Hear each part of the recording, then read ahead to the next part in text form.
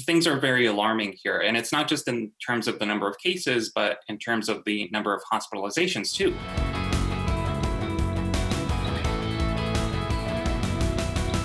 You're there in probably at this point what is the hardest hit area, not only in the state of Washington, but one of the hardest hit areas in the Western US. Tell us just overview the situation in Yakima County. Quickly, by the numbers, in the last 2 weeks in Yakima, we've had an increase of about 1,500 cases. And that's among the highest, not just in the West Coast, but in the entire country. And we're quickly approaching 7,000 cases. That's about 3% of our local population. If that doesn't seem bad enough, we have almost as many cases in Yakima as in all of the state of Oregon. So things are very alarming here. And it's not just in terms of the number of cases, but in terms of the number of hospitalizations too. And they've doubled over the last 2 weeks at about 60 people hospitalized as we record. And 60 doesn't maybe seem like a lot to regular people that aren't familiar with how COVID-19 patients are treated, but put it one way, 60 COVID-19 patients is more like treating 120 regular patients in terms of that toll on resources like staffing. So if cases and hospitalizations continue to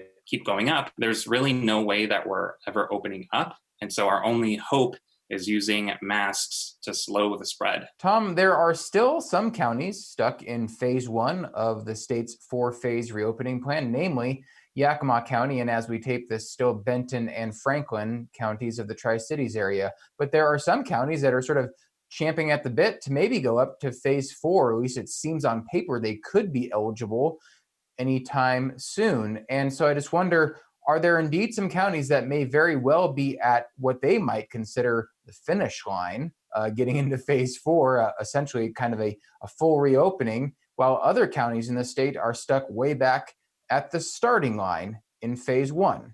Absolutely. It's a really odd situation to contemplate. There are about 8 counties that are just a couple days away of being eligible and can advance if the state were to accept applications to the final phase, phase four. So aside from the mask requirement that we now have, new statewide, that would stay, and social distancing requirements, phase four is pretty attractive. But the counties that have kept a lid up to now, in some cases, are right next door to counties that are back at phase one. At this point, the state is thinking that's a little bit too soon, I think, to go back to normal with coronavirus on the upswing statewide. So the application window is not opening right now. You can see more on these and other topics at our website, nwpb.org.